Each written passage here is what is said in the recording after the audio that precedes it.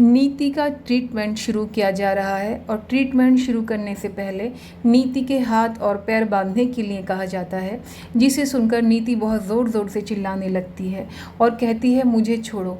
इतने में ही वहाँ पे डॉक्टर आती हैं और वो राजीव और परी से पूछती हैं मुझे पेशेंट का मेडिकल हिस्ट्री जाननी है, क्या पेशेंट को किसी दवाई से कोई एलर्जी तो नहीं है। ये बात सुनकर राजीव तो चुप हो जाता है, लेकिन परी कहती है, वो एक दवाई का नाम लेती है और बताती है कि इन्हें इस दवाई से एलर्जी है, आप इन्हें ये मत देना। ये बात सुनकर राजीव चौंक जाता है। मुझे उसकी मेडिकल हिस्ट्री जानना बहुत ज़रूरी है। उसको किसी चीज़ से एलर्जी तो नहीं है, किसी मेडिसिन से एलर्जी तो नहीं है। ओपोनेंट वाली मेडिसिन से एलर्जी, आप उसे वो मत देना बस।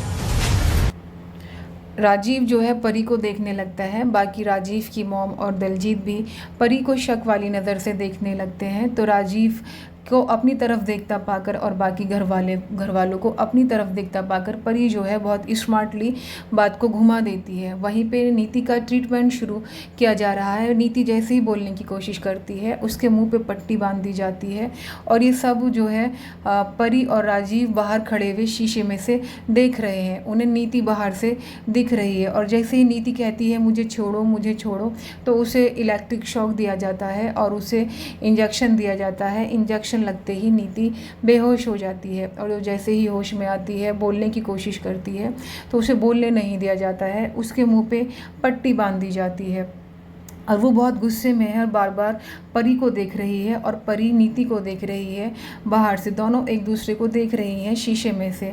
तो देखना दिलचस्प होगा कि नीति का ये ट्रीटमेंट कब तक चलता है और क्या वो सच उगलवाने में कामयाब हो पाएगी परी। ये तो हमें नया एपिसोड देखने के बाद ही पता लगेगा।